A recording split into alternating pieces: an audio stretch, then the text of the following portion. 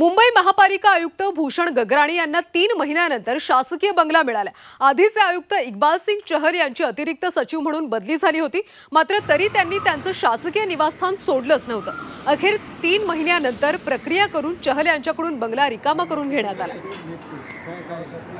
मुंबई महापालिका आयुक्त भूषण गगराणी यांना 3 महिन्यानंतर शासकीय बंगला मिळाला।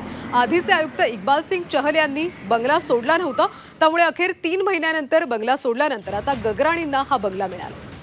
दरम्यान या ठिकाणचा आढावा घेतला आमचे प्रतिनिधी मनोज कुलकर्णी यांनी। मुंबई महापालिका आयुक्त म्हणून भूषण गगराणी यांची 3 महिन्यापूर्वी नियुक्ती करण्यात आली होती आणि त्याच अनुषंगाने त्यांना त्यांचा सरकारी बंगला मिळाला पाहिजे होता, परंतु 3 महिन्यानंतर ही त्यांना सरकारी बंगला मिळालेला नव्हता। यापूर्वीचे जे आयुक्त होते इक्बाल सिंह चहल हेच या ठिकाणी राहत होते, परंतु आत्ताच मिळालेल्या माहितीनुसार गेल्या 2-3 दिवसापूर्वीच इक्बाल सिंह चहल यांनी हा जो महानगरपालिका आयुक्तांसाठी असलेला जो बंगला आहे तो रिकामा केलेला आहे आणि आता भूषण गगराणी जे आहेत ते या ठिकाणी शिफ्ट होणार असल्याची माहिती मिळत आहे।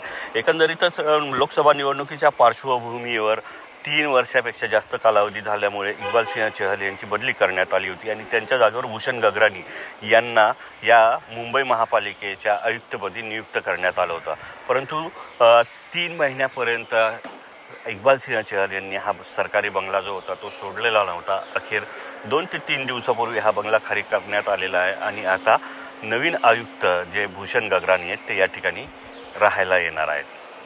व्हिडिओ जर्नलिस्ट अशोक सोनावणे, मनोज कुलकर्णी, झी 24 तास, मुंबई।